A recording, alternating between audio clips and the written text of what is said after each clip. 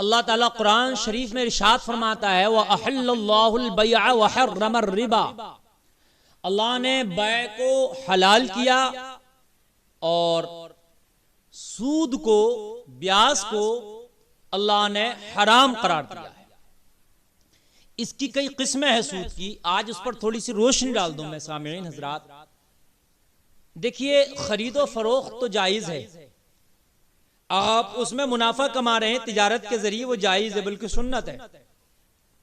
आपने एक माल 10 रुपए का खरीदा और वो 11-12 का बेच रहे हैं आप, उसमें कुछ खर्चा भी आ रहा, जायज है, लेकिन मुनाफा एक हद तक होना चाहिए।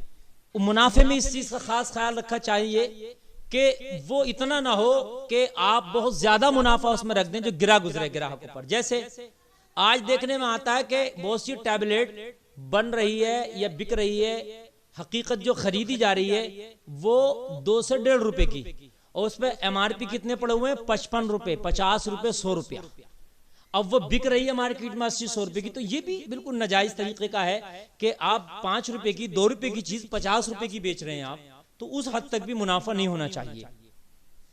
जब इस्लामी हुकूमत हुआ करती थी तो खास तरीके से इसका भी खास ख्याल रखा जाता था कि बाजार में हमारे जो ताजिर लोग हैं वो किस हद तक मुनाफा कमा रहे हैं।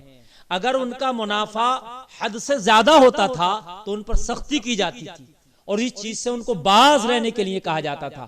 लेकिन आज कोई ऐसा बाजार है नहीं, कोई इस्लामी कानून ऐसा है नहीं। आज तो अंधी नगरी चौपट राज है, जिसका अगर 2 रुपए की चीज है तो 50 रुपए का MRP डाल दिया है, फिर उसमें डिस्काउंट चल पड़े, 1000 बातें। लेकिन इस्लामी कवानीन में ऐसा तसव्वुर नहीं है। मुअज़्ज़ज़ सामिईन हजरात, इस्लामी कानून बड़ा प्यारा कानून है। तिजारत जायज है, खरीदो फरोख्त जायज है, बै जायज है, मुनाफा जायज है, लेकिन मुनाफा भी एक हद तक होना चाहिए। उस तरह से नहीं होना चाहिए कि ग्राहक पर वो गिरा गुजरे या उस पर बोझ गुजरे, यानी आपने जो है जो असली कीमत है उससे कई गुना ज्यादा आपने मुनाफा ले लिया झूठ सच बोल करके, तो ये भी फिर आपके लिए जायज नहीं होगा। हाँ, किसी हद तक आप कारोबार करें, तिजारत करें, और जो उसके मुआफिक और जो मुनासिब मुनाफा है वो आप हासिल करें। अल्लाह फिर आपके उस कारोबार में बरकत देगा। लेकिन सूद, ब्याज ये हराम है। किसी को पैसे दे दिए 1000, 1 महीने के बाद 1100 ले लिया आपने, हराम है। समझ रहे हैं आप, ये किस्म आपकी जायज नहीं है। लेकिन जो बैंक में हमारा पैसा पड़ा होता है, बैंक में उस पर जो हमें पैसा बढ़ जाता है, जैसे बैंक में आप 10,000 रुपए डाल दें, 1 साल के बाद चाहे 10 रुपया बढ़े लेकिन बढ़ जाएगा। तो हिंदुस्तान के अंदर, खासकर हमारे उलमा ने हिंदुस्तान के अंदर ये जायज करार दिया है। इस तरह का ब्याज, ये जो बैंक में आपकी नकदी पड़ी है 1 लाख 2 लाख या जितने भी हस्बे हैसियत किसी शख्स के पड़े हैं, और उनके हैसियत के मुताबिक जो एक आता है, बढ़ता है पैसा बैंक में, तो उसको उलमा ने जायज करार दिया है। ऐसे ही शक्ल FD वगैरह की उलमा ने बताई है कि जो आप यहाँ हिंदुस्तान में खासकर जो आप जमा करते हैं और उसका कुछ गुना बढ़ के हिंदुस्तान की हुकूमत के जरिए से आपको मिलता है, तो क्या वो जायज है? तो हिंदुस्तान के लिए वो भी जायज है। ये मसला हर जगह का नहीं, खासकर हिंदुस्तान का मैं बयान कर रहा हूं, अपने मुल्क का, क्योंकि हमें अपने मुल्क से सरोकार है। और इसमें कई चीजें और भी हैं, जैसे हम रहन पे जमीन रखते हैं।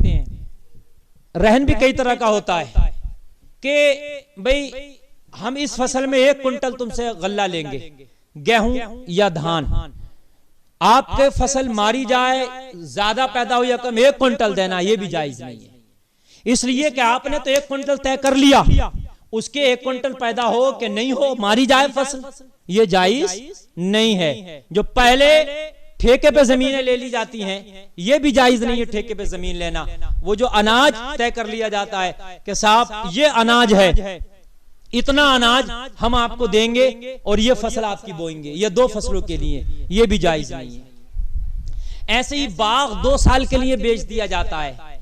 2 साल के लिए जो बाग बेच दिए जाते हैं, 2 साल पहले उसकी रकम हासिल कर ली जाती है। अब 2 साल तक वो बाग वाला जिसने खरीदा है उसमें आम आए ना आए, फसल आए कम आए, अब उसका जिम्मेदार वो है, ये भी जायज नहीं है। इसलिए कि आपने फसल की रकम पहले ले ली, क्या मालूम वो बाजार में किस कीमत को बिके, बाजार में उस वक्त का रेट क्या हो, या फिर वो फसल किस हद तक आए, या फसल खराब हो जाए या फसल ना आए, उसमें बहुत सारी सूरतें हैं। तो इसलिए बाग भी पहले बेचना जायज नहीं है। ये भी उसी की सूरत है, जैसे रहन पे जमीन हम ले लेते हैं पहले, वो भी जायज नहीं है कि साहब हमने इतने गल्ले में आपकी जमीन ली या इतने क्विंटल अनाज में इतनी बीघा जमीन ली, ये भी ठेके पे लेना या इस तरीके से रहन पे लेना, ये जायज नहीं। बाग पहले बेच दिया जाता है, वो भी जायज नहीं। इसलिए कि इस्लाम में इस तरह की बे जायज नहीं है कि जिसमें किसी को तकलीफ हो या फिर घाटा ही घाटा हो। भाई 2 साल को बाग बेच दिया, क्या मालूम 1 साल भाव बहुत नीचा रहा, 1 साल फसल ही नहीं आई, मारी गई, ज्यादा आंधी तूफान आ गए, फसल गिर गई, तो तकलीफ होगी ना बाग खरीदने वाले को। और इस्लाम में तकलीफ नहीं है।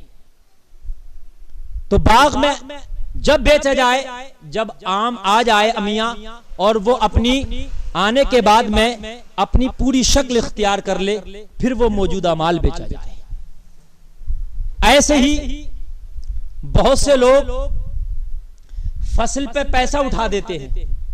भाई मार्केट में गल्ला आया नहीं, हमारे धान या गेहूं खड़े हैं कि भाई हम इस रेट के हिसाब से तुम्हें पैसे बांट रहे हैं। मिसाल के तौर पर हमने 1500 के हिसाब से गेहूं हमारी फसल खड़ी है, हमने कहा भाई 1500 रुपए क्विंटल के हिसाब से हम तुम्हें आप पैसे दे रहे हैं, तुम्हारा गेहूं आएगा तो आप हमने 1500 के हिसाब से तुम्हें ये रकम दे दी, अब आप हमें जब गेहूं आएगा तो उसके हिसाब से गेहूं दे देना। ये भी जायज नहीं है। जब तक क्या मार्केट में वो गल्ला वो अनाज ना आ जाए, उसकी आपने पहले से रकम या कीमत मुतय्यन करके किसी को दे दी, वो भी जायज नहीं है। धानों पे पैसे, गेहूं पे पैसे मजबूर लोग बेचारे लेते हैं ना, हाँ ये जायज है कि भाई ये मैंने आपको पैसे दे दिए 10,000, अब तेरी जब फसल आएगी जिस टाइम उस टाइम जो भी रेट होगा उस रेट को मैं तेरा गल्ला मैं ही लूंगा, मुझे ही को देना। यानी मैंने ये जो 20,000 50,000 तुझे दे रहा तेरे काम के लिए, तू अपना काम कर ले, लेकिन जब तेरी गेहूं दान या कोई भी तेरी फसल आएगी तो वो जो भी रेट उस वक्त का होगा उस रेट में लगा करके अपना गल्ला मुझी को बेचना और ये पैसा मैं कटवा दूंगा, ये जायज है। लेकिन पहले ही भाव मुतय्यन कर लेना ये जायज हरगिज नहीं है। इन खास चंद चीजों का जरूर ख्याल रखें, बहुत जरूरी था, इसलिए जो मेरे दिल में चुभ रहा था सामीन हजरात मैंने आपको बताया, इस पर अमल की कोशिश करें।